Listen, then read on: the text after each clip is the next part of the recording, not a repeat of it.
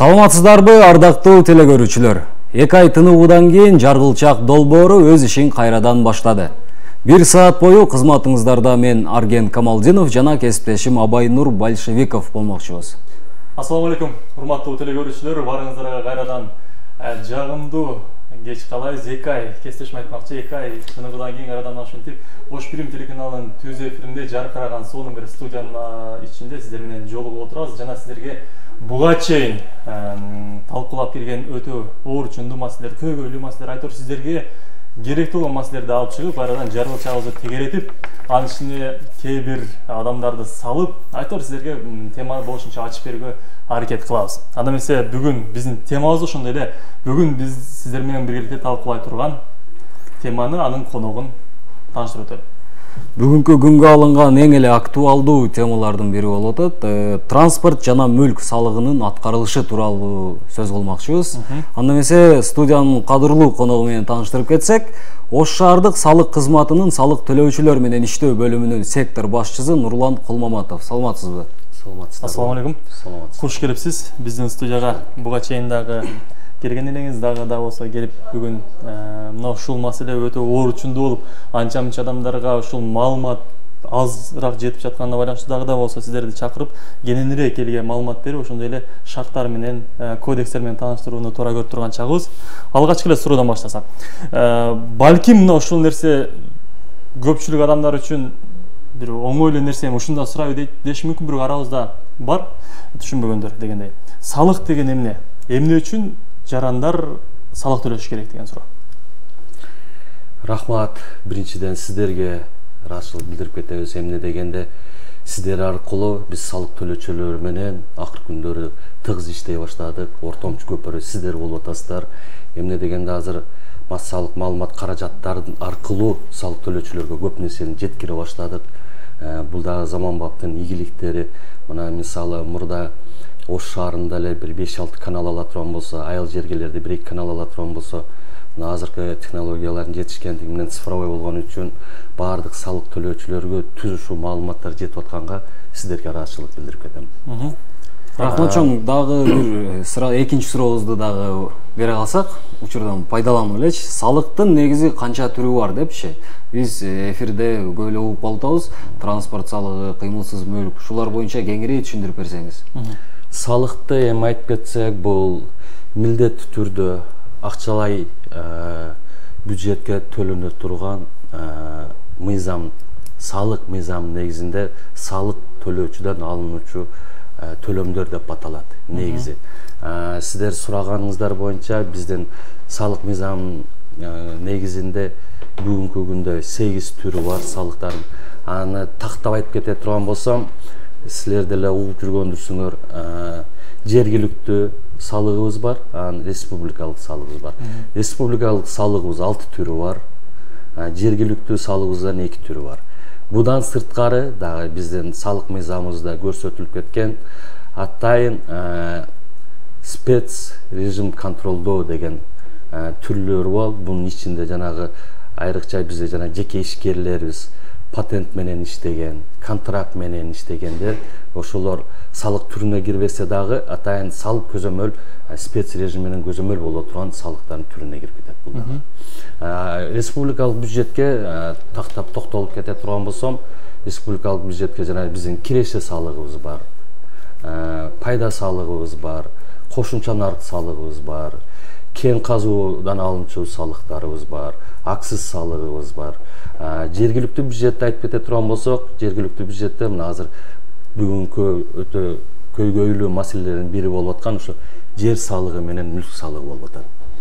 Ошо жер салыгы менен мүлк салыгынын бүгүнкү жана сиз айтып кеткендей башында кандай акыбалдар болуп атат десеңиздер, кененирээк азыр токтолуп кетелик, же болбосо суроо болсоңуздар, ошо менен суроонун негизинде ар бир суроого кыскача токтолсок. Мындан сырткары биз телекөрүүчүлөргө дагы бир кошумча иретинде айтып өтөлү. Биздин студиянын түз эфирдеги телефондор иштеп жатат, ага байланышка чыксаңыздар болот. 0551 менен 370077 деген телефон жалпыңыздардын кызматыңыздарда. Эгерде салык боюнча сиздерде дагы кандайдыр бир түшүнбөгөн суроолор боло турган болсо, сөзсүз түрдө байланышка чыгыңыздар, жана биздин студияга келген адисибиз сиздерге сөзсүз түрдө жооп берерине ишенебиз. Ал эми дагы бир маселе. Бүгүнкү күндө ушул салык төлөө боюнча адамдардын мамилелери көбүнчө ар түрдүү болуп атат. Кээ биркилер чындыгында арасында бар, жакшы өз убагында өзүнүн салыгын төлөгөн. Эгерде жалпылап айта турган болсок, сиздердин ошол казынага түшүрүп аткан акчаңыздардын же болбосо салыгыңыздардын көрсөткүчүнөн алып айта турган болсок, элдин жалпы салык төлөөгө болгон мамилеси кандай? Кайсы деңгээлде айтсак болот? Мисалы, ар кандай маалыматтар чыгып атат, 4/1 бөлүгү төлөнүптүр же дагы ушул сыяктуу да? Бүгүнкү күнгө айтып кете турган болсом, аябай жакшы. Мисалы, 10 жыл мурда албайын, 5 жыл мурда албайын. Мисалы, буну мен салыштырмалуу эле бир түрү менен деле айтып кете турган болсом, болсо болот да, айтып кетсемчи. Ушул эле саны менен, эсептөө саны менен анализдеп көрүп, былтыркы жылга салыштырмалуу быйыл канча тапшырып аткандарды бир эле ошо транспорт салыгы боюнча айтып кетсем саны менен.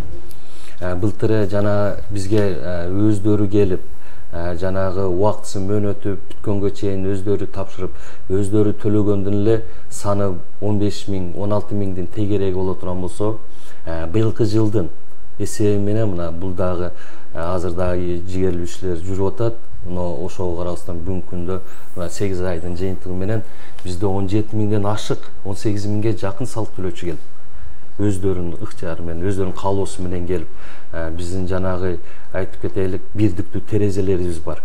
Ош шаарында 3 жерде иштейт. Ошо бирдиктүү терезелерге салык төлөөчүлөр өздөрү келип тапшырып кетип атканын айтсак, айырмалап былтыркыдан 2 миңге ашып аткан болсо, бул бир эле түрүнөн айтып атам. Бул салык төлөөчүлөрдүн салыкка караган көз карашы да көтөрүлүп атканы.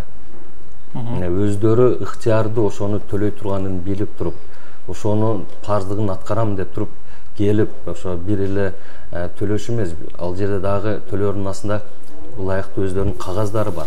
Салыктык отчеттор бар, расчеттор бар.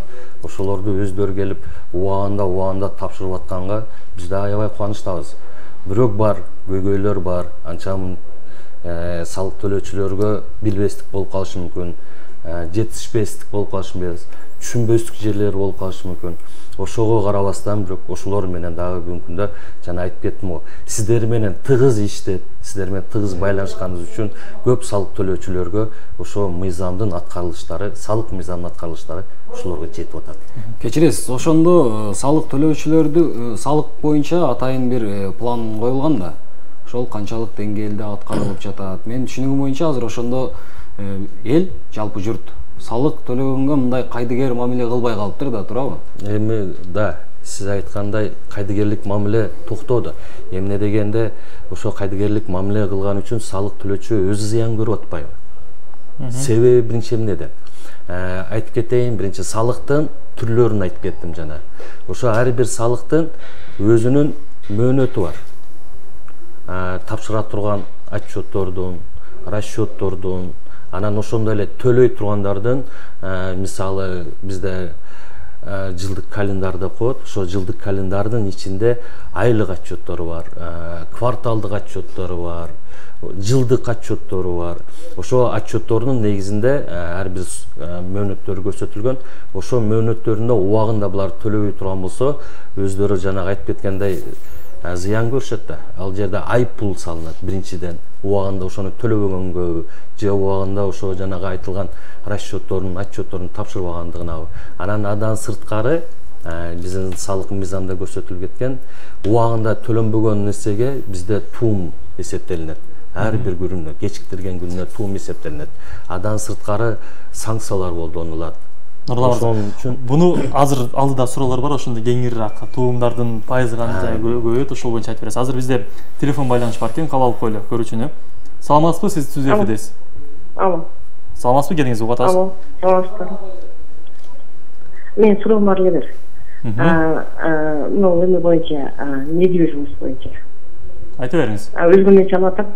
Мен баламдын квартирасы бар Бишкекте.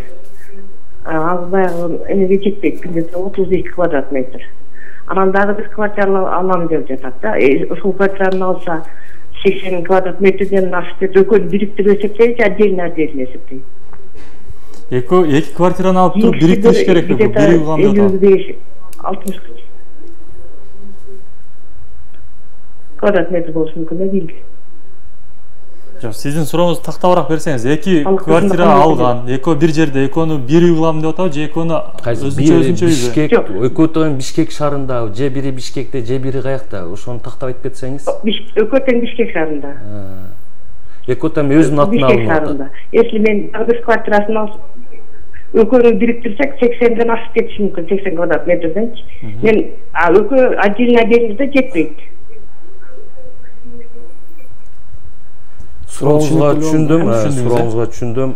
Рахмат. Бул боюнча рахмат эже сурооңузга. Бул боюнча айтып кетер болсом, биздин салык мыйзамында жанагы льготное налогообложение деген жер бар, жеңилдиктер бериле турган. Сиз азыр жанагы мүлк салыгынын биринчи топтогу мүлктүн салыктык базасы боюнча айтып кеттиңиз да, 80 квадратный метр деп. Бизде ошо 80 квадратный метрди биринчи эсептеш үчүн регионду билишибиз керек. Кайсы регион? Бишкек шаардыкыны кечиресиз, мен тактап айта албайм.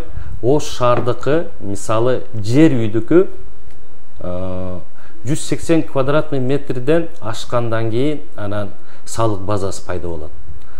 Квартиралар боюнча айтып кетсем 110 квадратный метр. 110 квадратный метрден ашып кете турган болсо, анда уже салык базасы пайда боло баштайт. Анан сиздин айтууңуз боюнча, эгерде 2 квартира боло турган болсо, ал квартиралардын дагы жанагы документтерин караш керек биринчи. Экинчи квартира дагы өзүнүн атына каттоого өтө турган болсо, жанагы регистрация каттоо службабыз бар го бизде. Госрегистр деп коет. Ошодон эгерде каттоодон өтө турган болсо, аны дагы өзүнүн атынан өтө турган болсо дагы технический паспорт недвижимого имущества деген бар. Биз негизги салык базаны ошо госрегистр берген данный боюнча эсептейбиз. Эгерде госрегистр боюнча 2 китеп болсо 2 бөлүк, госрегистрден ар бир техпаспорту идентификациялык каттоодон өтөт да. Ошондо бизге ал салык төлөөчү идентификациялык каттоосу 2 бөлүк кетет. Демек 2 бөлөк болсо 2 бөлөк төлөйт. Эгер госрегистр сиздерге кандай маалымат берсе? Госрегистр бизге кандай маалымат бере турган болсо, биз ошо госрегистрдин маалыматынын негизинде анан салык базасыны эсептейсиздер. Рахмат. Мен жанагы сурооңузга дагы бир тактоо киргизейин деп турам да. Салык төлөөчүлөрдүн мамилеси жылда карана жакшырды. Былтыркы жылы 16 000 төлөсө, быйыл 17 000 дегенде, ошо 2 000ге көбөйдү деп атасызбы? Эми бул бир эле түрүнөн айтып атам. Бир эле түрүнөн, мисалы авто салык боюнча. Мисалы ошол шаарда биздин маалымат боюнча 56 000ден ашуун унаа бар да. Но ошол унаалардын азыркыга алып карасак, чаксак 4төн 1 бөлүгү төлөдү да. Бул деген сиздер жылга салыштырганда жакшыбы, же болсо негизи бул көрсөткүч өзү сиздердин планыңызга алганда жакшыбы? Бул көрсөткүч эгерде суммалык жагынан ала турган болсок, сан жагынан эмес, суммалык жагынан ала турган болсок, бизге аябай жакшы көрсөткүчтөр. Не дегенде жылдан жылга жана айтылып кетти, салык төлөөчүлөрдүн аңсызмы өсүп, төлөөчүлөр өздөрү келип төлөп көбөйүп атат.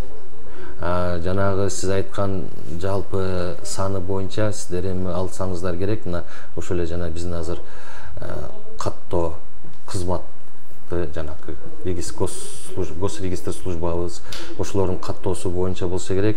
Бизде дагы андай маалыматтар бар. Бул боюнча жакшы эле иштер болуп атат, бир топ иштер болуп атат. Айырмасынын айрыкча бизде себеби кандай болуп атат? Биз ошо милиция жана биз ПМ деп калган бүгүн патрулдук милициялар менен биргеликтүү иш алып барып атабыз. Биринчиден саныны такташ боюнча, эмнеден болуп атат? Эмнеге жанагы каттоодо эми көп болуп атат автоунаалардын саны? Нурлан Нургазович, бизге телефон аркылуу байланыш бар экен, кабыл алабыз. Саламатсызбы?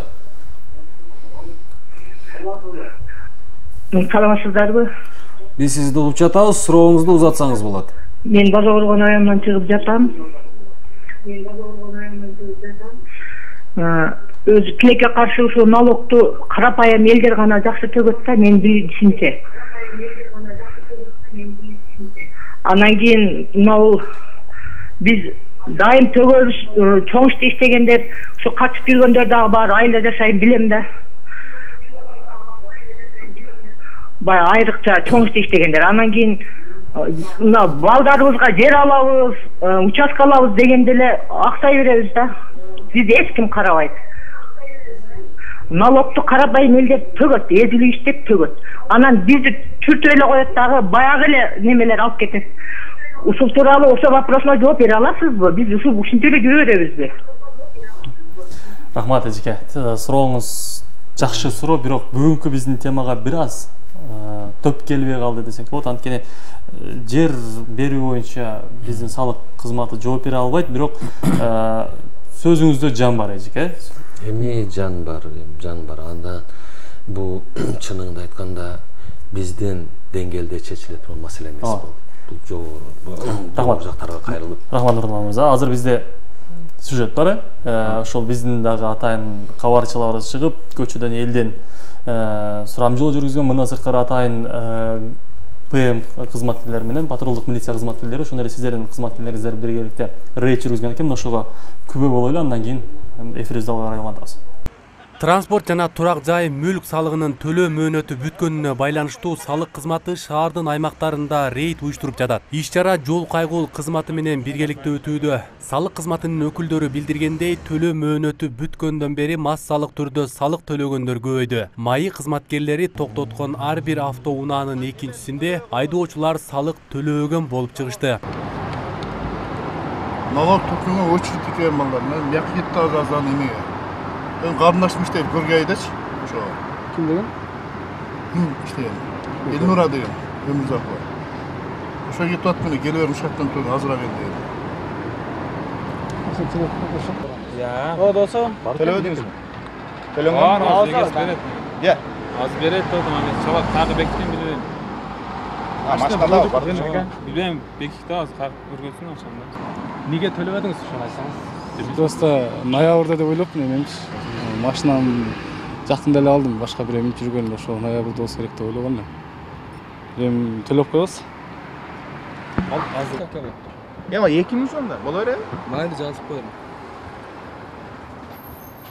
Кете берейин мен ака, коюң сурантам го, койгулачы эми сурантам. Рахматтарыңызды. Аке мен правамы кетип элем да, түшүп калдым, шашылып кетип элем. Азыр эме Бабылгайга кетип элем да. Правам жок экен. Кандай эмес праваңыз? Правам ушул деп коет. Сен ким атын ким эле? Адам кетатын. Мен бүгүн туулган күнүм менен Паспортуң барбы? Паспорт берсең? жок, эч нерсем жок. Кел отур дейм işte. Ha? Arkadaşsın. Arkadaş.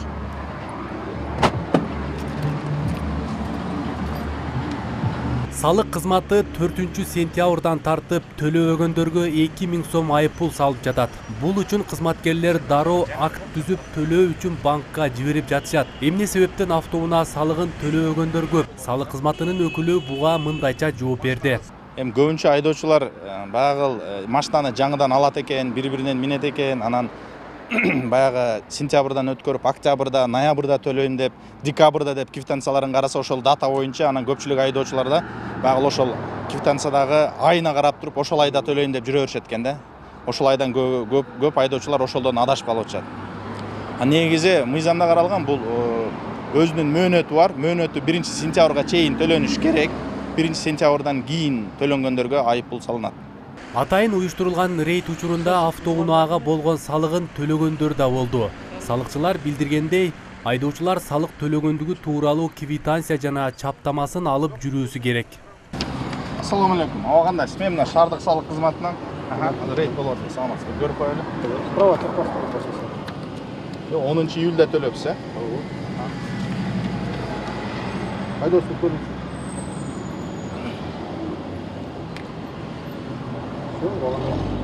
Yüzde төлөп koyup bıraksak bu alanda kullanılır. İyilik. Eliniz.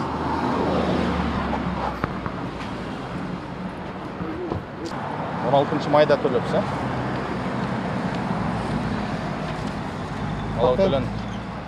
Шаардык салык кызматынан кабарлагандай, сентябрь айында рейдтер уланат. Учурда шаар аймагында салыкчылар 4 топко бөлүнүп иш алып барышууда.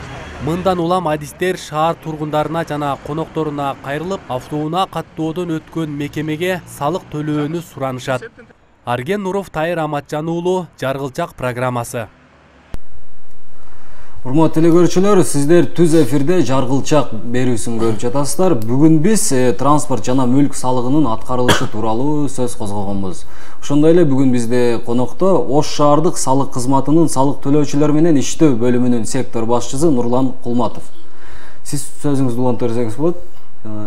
Жана мына салыктар боюнча айтып атканбыз, жылына ошол машиналардын саны көп, бирок алардын ошол төлөгөн эмеси аз болот. Токтоп кетсек, бул боюнча аябай жакшы иштер болуп атат. Ошо жана айтып кеттим го, патрулдук милиция кызматкерлери менен биргеликте жана каттоодо турган автоунаалардын саны аябай көп болуп атат дейсиздер. Бул автоунаалардын саны канча жылдан бери келеаткан сандар да.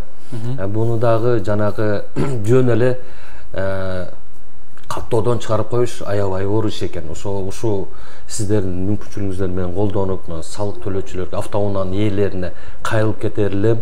Себеби сиздерде жанагы 15-20 жыл, 30 жыл мурда же болбосо чынды айтса жанагы СССР малынан бери каттоодо турган автоунааларыңыз болсо, ошо автоунааларыңыздын техпаспортуну, мамлекеттик номерини алып келип туруп, ошо каттоо кызматын алып келип туруп тапшырып, өзүңүздөрдөн каттоону чыгарып койсоңуздар, кыйла бизге дагы ошо мамлекетке ошон салым болот. Ошо биринчиден мамлекетке аябай чоң салым болот. Эмне дегенде канчалык сан азайып, реалдуу алган сан менен, реалдуу алган салыктык база менен иштесек, баардыгыбызга эле ошо биз да суранып кетебиз. Биз да суранып кетебиз. Демек, ошондо кандай болуп калат? Эгер эски автоунаа турса деле, эгерде эски автоунаа мыйзам боюнча ага деле салык төлөө керек. Мыйзам боюнча салык төлөөчүнүн мойнунда турган салык объект төлөнөт да негизинен.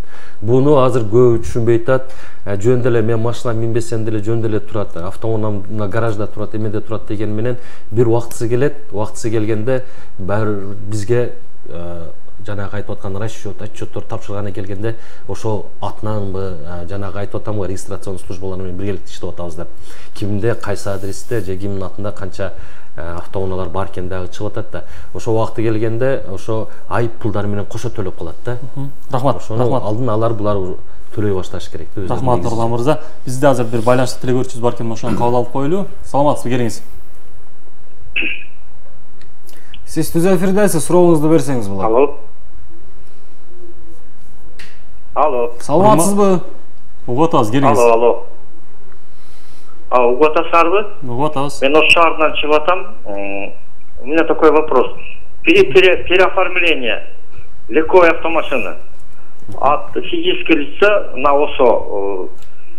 При этом сразу уплачивается налог, да? Автоматически берут налог на транспорт.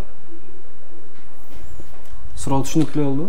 Да, я ваш вопрос понял. Кыргызча жооп беребиз. Азыр бизде жарнамалык тынуу убакыт келип калды. Суроону сөз түрдө урматтуу телекөрүүчү жарнамадан кийин жообун аласыз. Азыр болсо жарнама.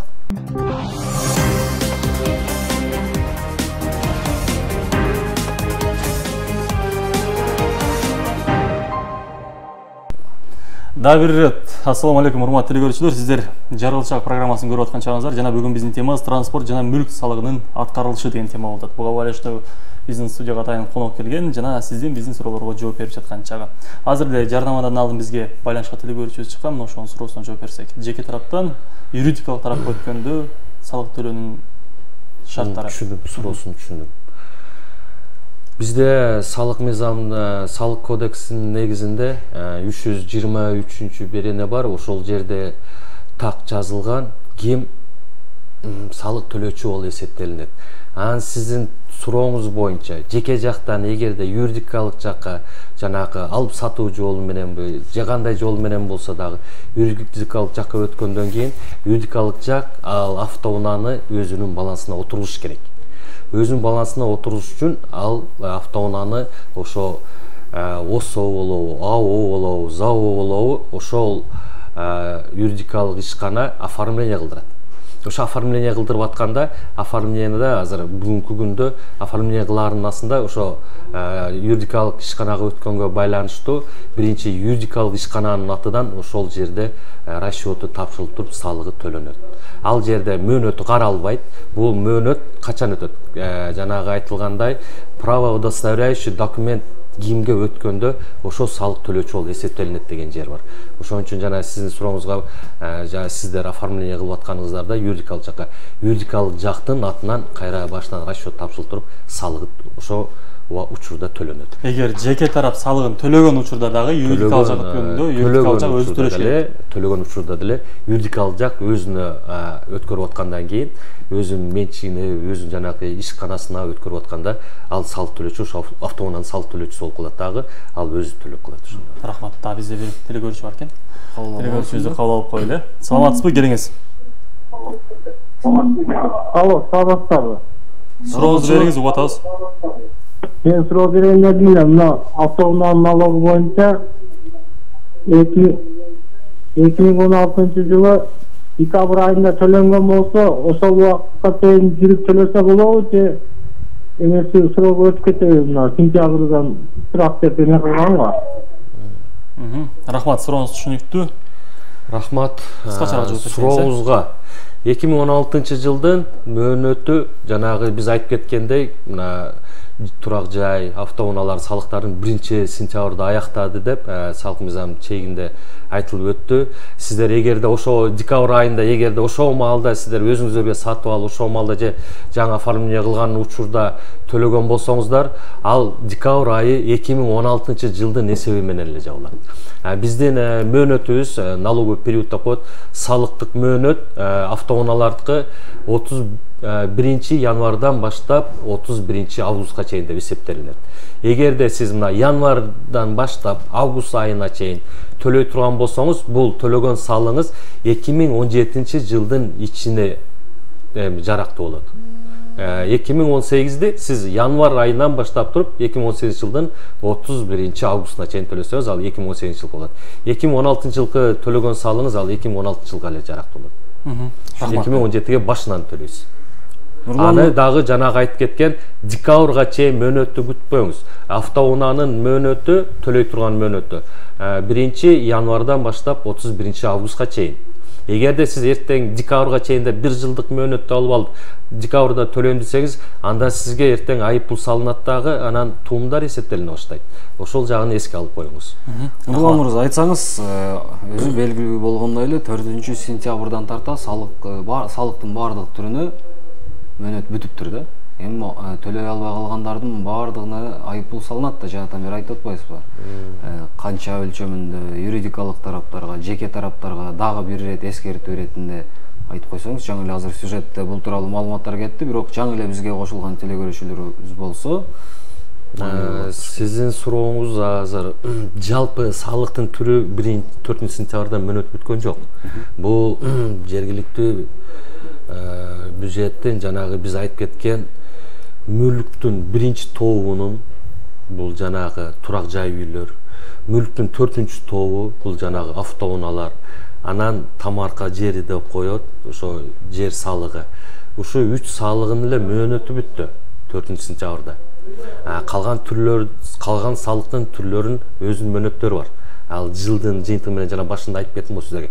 1 айлык, 1 кварталдык, анан жылдык өздөрүнүн төлөй турган мөөнөттөрү бар.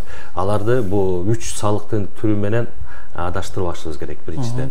Анан экинчиден жанагы айтып кеткениңиздей, мөөнөттөрү азыр 3 салыктын түрү мөөнөттөрү сентябрдын 1-ине туш келгенге өзүңүздөр билесиздер, быйыл майрамга туш келип, 2-сентябрыбыз жанагы дем алышка туш келгенине байланыштуу биздин салык мыйзамынын негизинде эгерде төлөй турган мөөнөттөрү ошо майрамдарга же эс алуу күндөргө туш келип кала турган болсо, кийинки эмгек иш күнүнүн бүтөөрүнө чейин алына берсе болот, төлөнө берсе болот, айып пул менен туум эсептелбей турган жери бар да.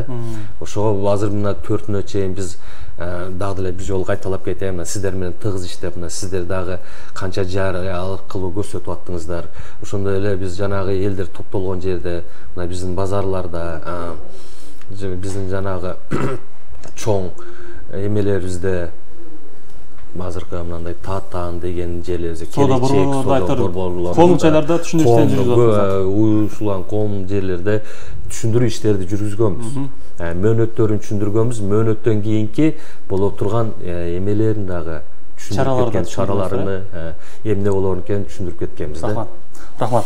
Азыркы учурда бир көйгөй дейбизби же балким салык төлөөчүлөргө төлөбөгөндөргө бир шарттар же болбосо бир таасир этүүчү механизмдер керек болуп атабы деп ойлойм да. Мисалы көпчүлүк салык толук түрдө аткарылып атат дегенге сиз деле мен деле макул эмеспиз, туурабы? Мисалы Америкада салык деген укканда ар бир американ жараны түн уйкусунан туруп барып төлөгөндөй ушундай даражага жеткизип болгон да, адамдардын түшүнүгүнө жеткизген, ошондой эле мыйзам жагынан да кандайдыр бир механизмдерди иштеп чыгып ошого жеткизип болгон. Бизде да мына ошол сыяктуу. Мисалы салык төлөгөн адам банктан кредит ала албайт, салык төлөгөн адам башка өлкөгө уча албайт. Же ушул сыяктуу. Мисалы Россиядан Билайн эле компаниясынан Россиянын карыз болсоң, аэропортко келгенде данныйыңан чыгат дагы бул жака учурбай коет да. Мына ушул сыяктуу маселелерди, механизмдерди караса болобу?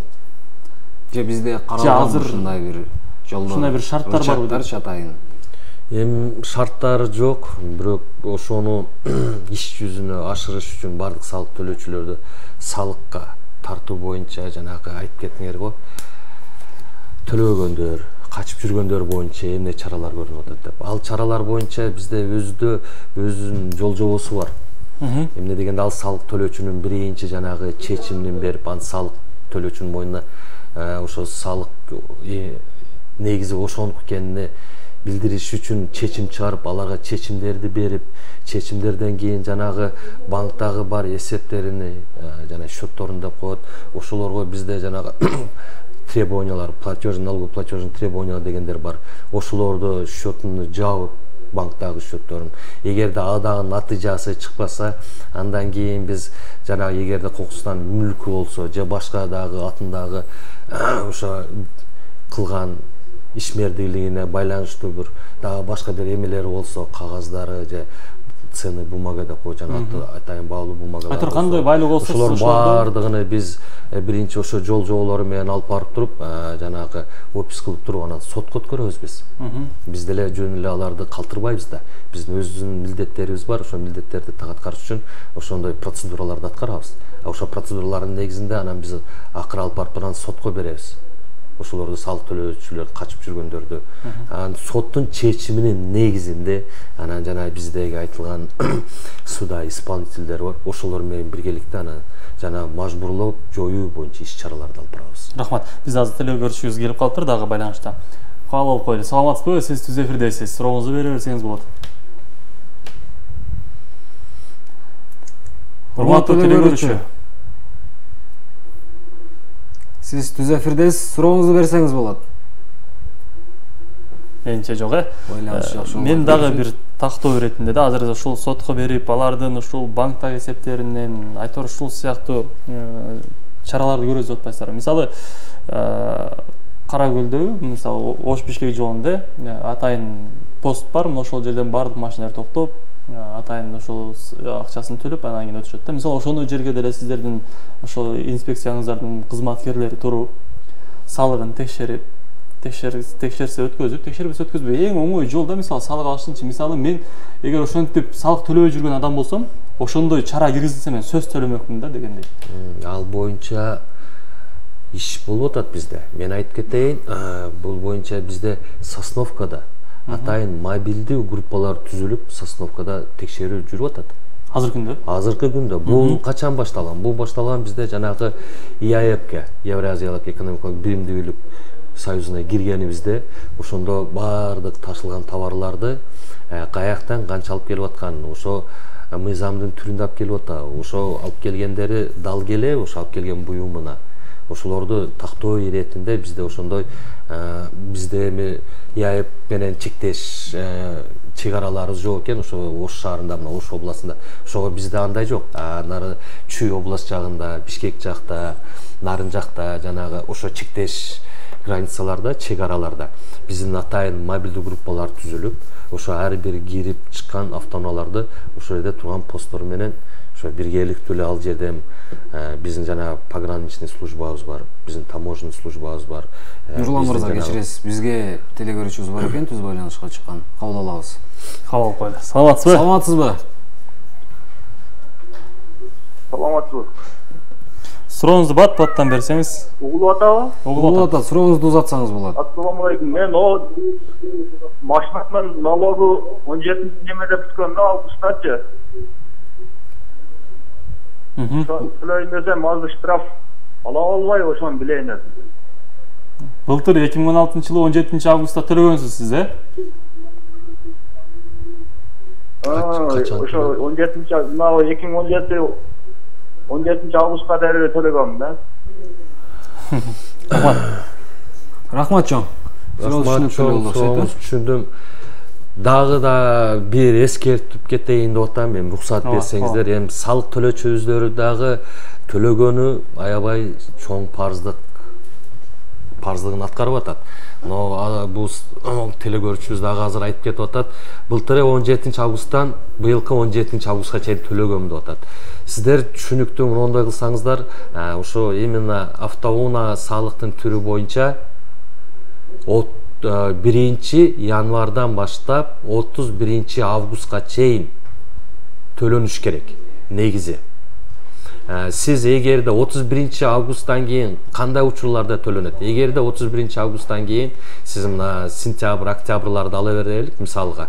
Ошол малда сиз машинаны алып сатуу сделкаларын жүргүзсөңүз, жаңы өзүңүзгө алып келсеңиз, же чет өлкөдөн алып келсеңиз, ошондо эгерде ошо алып келген сентябрдан кийин болгон болсо, ошондо айып пулун төлөбөй эле ошо өзүңүздөргө оформление кылып атканыңыздарда эле төлөнөт салыктын өзү эле. Эгерде сиз жанагы 17 августтан кийин дагы канча чозулат, эгерде мына сентябрда төлөсөм, кийинки сентябрга чейин болот деген түшүнүктөрүңүздөр туура эмес болуп атат. Ошону түшүндүрүп кетерим дегеним, ошо 31 августка чейин төлөнүш керек. 31 августтан кийин биз баарын эле жарыя кылып атабыз, ошо мыйзам чегинде чара колдонулат. Ошол эле жана айтып кетип аткан административдик кодекстин негизинде, ошондой эле биздин салык кодексинин негизинде айып пулдары менен туумдар эсептелине баштайт. Ошону сиздер 31 августка чейинкини эсебин алыңыздар. Рахмат чоң. Бизде бүгүн байланышка чыккандардын көпчүлүгү эле ушу автоунаага байланыштуу суроолор болуп атат да, салык боюнча. Ушул учурдан пайдаланып бир суроону берип калсам дедим. Мага бирөөлөр кайрылып сурады да. Мисалы бүгүн ушундай берүүңүздөр болот экен, биз атайын жарыя кылгандачы. Мен Матиз автоунама 350 сом айыппул салык төлөшүм керек, бирок мөөнөтүнөн өтүп кетти. Анан айыппул катары 2000 сом төлөө деп атат эми депчи. Эми бул канчалык баардыгына бирдей эле айыппул салынат да, туура ушул боюнча кеңири кимге канча суммада, канча өлчөмдөгү айыппулдар салынат? Ушул боюнча жана дагы бир жооп ала албай алдык, дагы айтып берсеңиз. Эми кыскача айтсам, баардыгыбыз мыйзамды аткарышыбыз керек.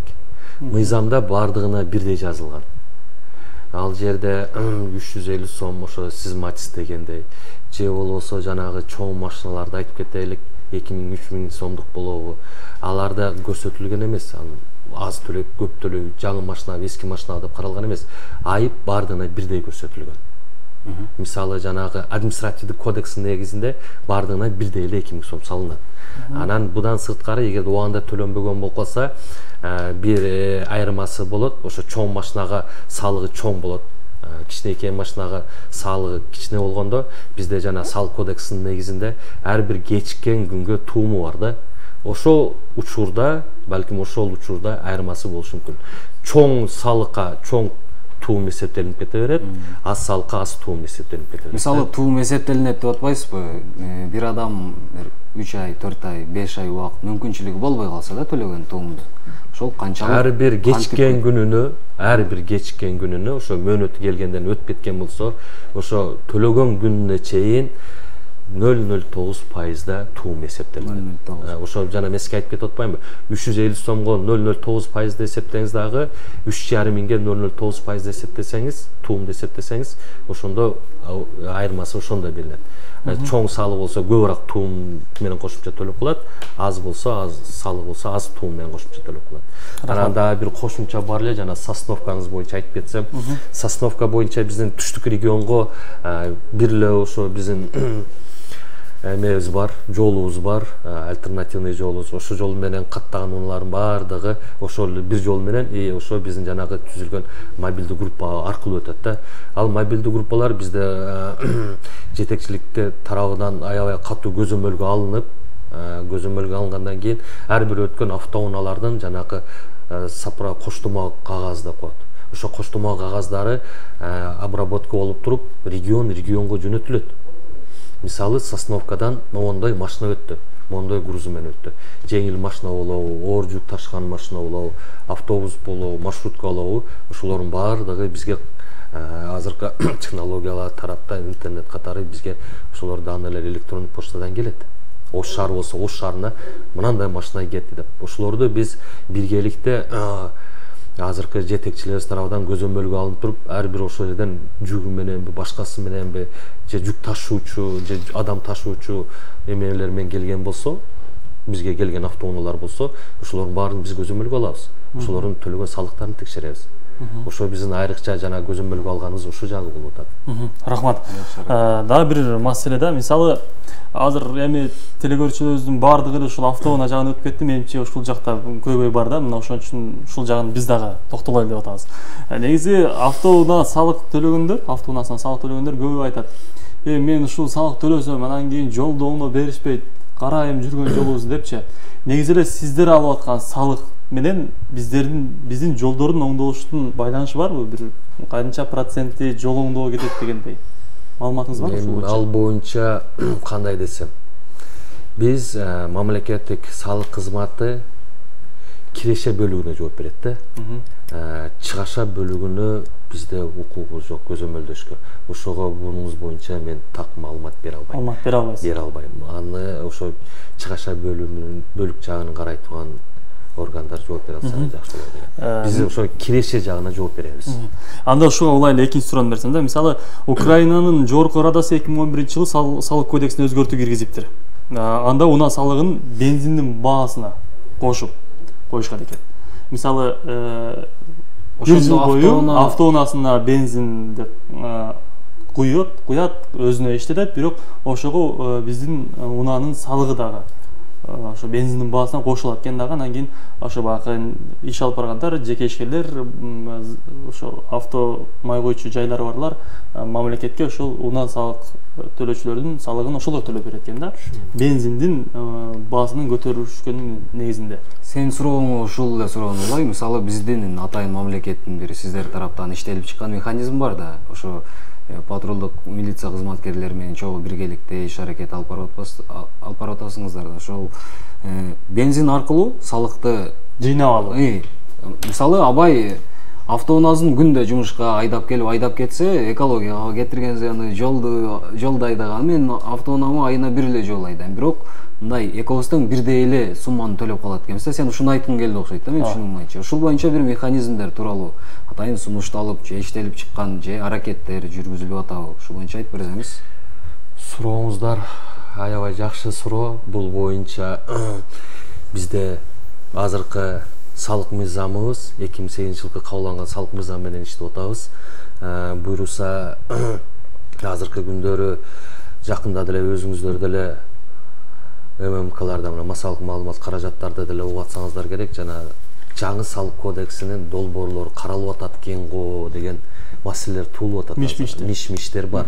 Ал чыныгында бүгүнкү күндө эксперттик комиссиялар аркылуу жанагы общественный объединениялар менен, МПОлор менен биргеликте ошо жаңы кодекстин түрү эмеси каралып атат бүгүнкү күндө. Ошонун ар бир жанагы сиздер айткан суроолоруңуз боюнча мен угушум боюнча так айта албайм, механизм деп айта албайм буну, бирок сунуш катары ошону дагы киргизген жери бар экен. Эмне дегенде ар бир машинанын автоунаанын артынан эле кууп жүрө беребиз качанга чейин. Эгерде ошо жанагы бензин сатканы жанагы биздин АЗС аркылуу, ГАИС аркылуу сата турган болсо, ошого эле канчадыр бир тыйын, айрда дагы бир эсептелүү тыйын болуп атат. 10 тыйынбы, 5 тыйынбы чамасында айтып атам мен. Ошону бизинге эле коюп койсо, анан ошо нефтетрейдерлер, ошо заправкалар эле ошондон чыгарып туруп эле төлөсө оңой болобу деген маселе бир эле бизде эмес, башкаларда дагы козголуп атат. Буйруса мына азыр талкуулар болуп атат. Ошо талкуулардын негизинде анан бирөө жатарбыз.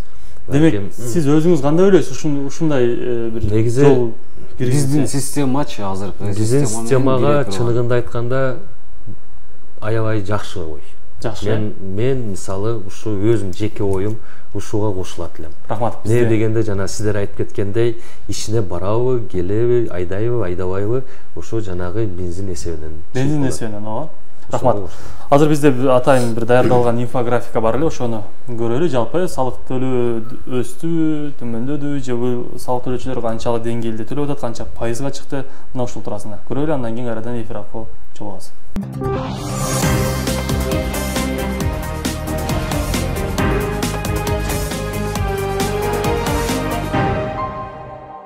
Ош шаарында 8 ай ичинде 22 миллион 573 миң сом транспорт салыгы төлөнгөн. Өкмөттөн 33 миллион 524 миң сом пландуу аткаруу тапшырмасы берилген. Тапшырма 67,3%га аткарылган. Турак жай боюнча 3 миллион 880 миң сом тапшырма берилсе, аткарылганы 3 миллион 169 миң сом. Ал эми жер салыгынын суммасы 112%га аткарылган. Жол кайгул милициясынын берген маалыматы боюнча Ош шаарында 56.618 автоунаа бар. Ушул күнгө чейин алардын 17.181-ине чаптама кагаз берилген.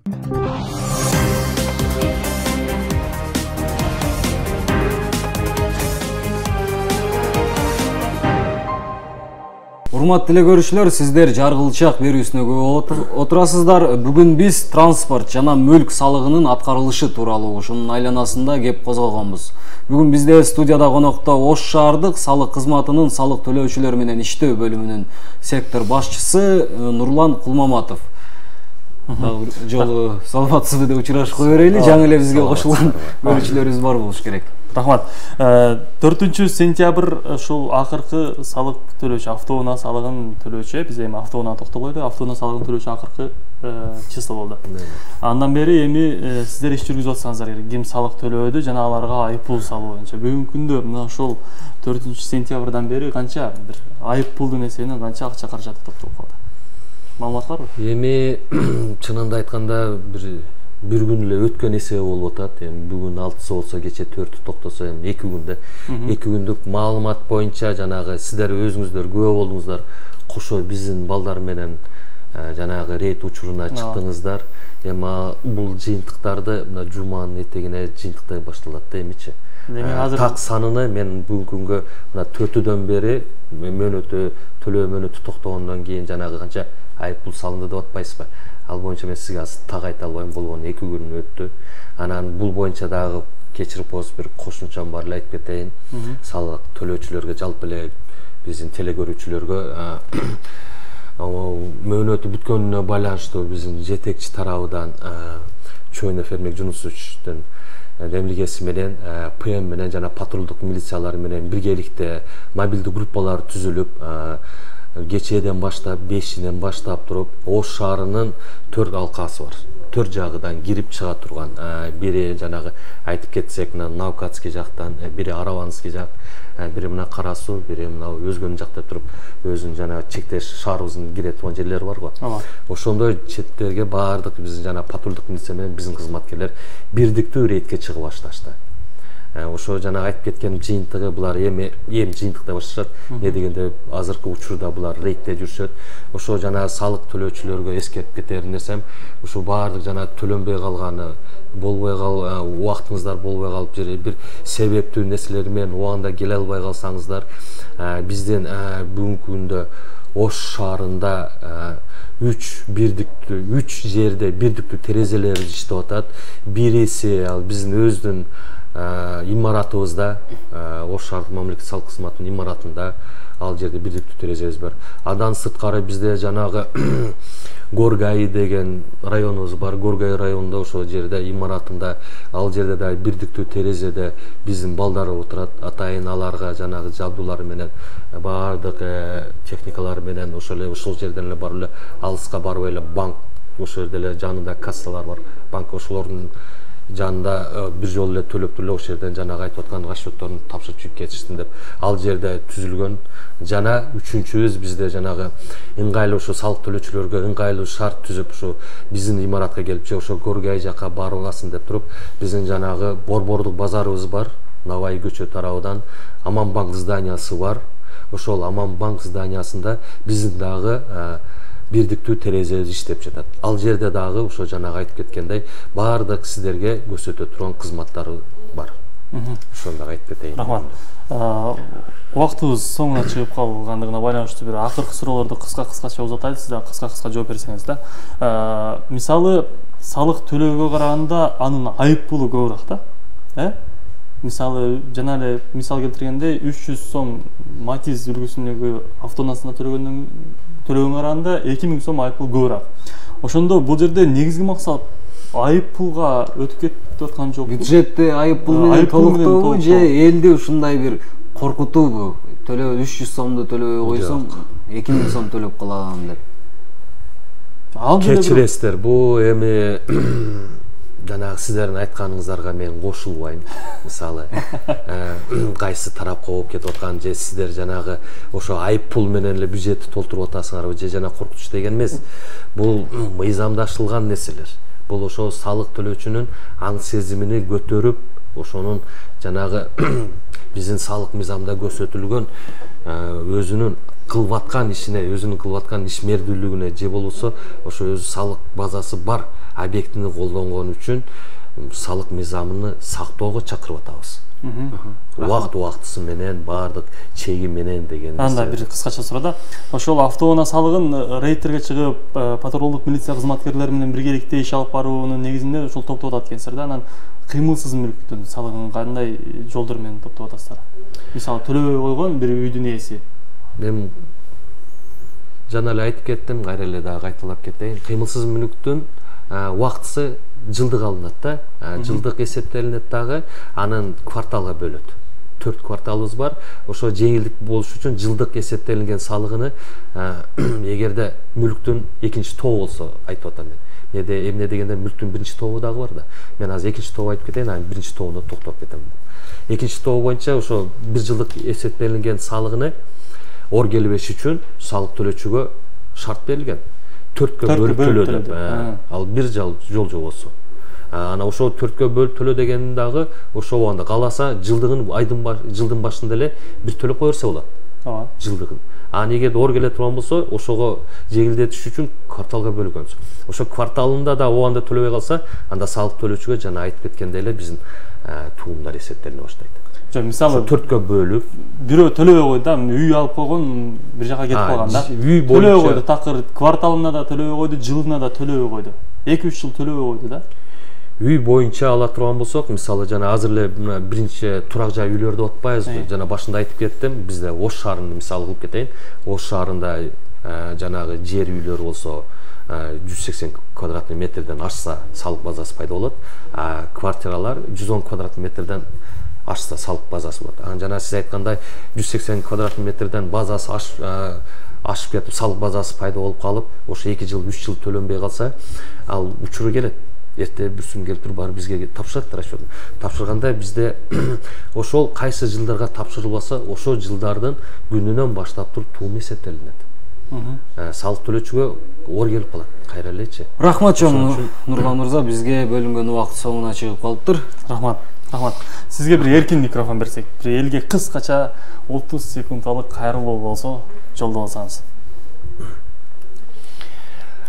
Рахмат. Салык төлөөчүлөргө эми мындай бүгүн сиздер шарт түзүп дагы бир жолу салык төлөөчүлөр менен мост көпөрө болуп бергениңиздерге чоң ыраазычылык билдирип кетем. Анан салык төлөөчүлөргө айтып кетер нерсем, салык биздин өзүбүздүн бир атуу девизибиз бар. Бул салык төлөө карыз эмес, салык төлөө бул атуулук парыз деп коеюн.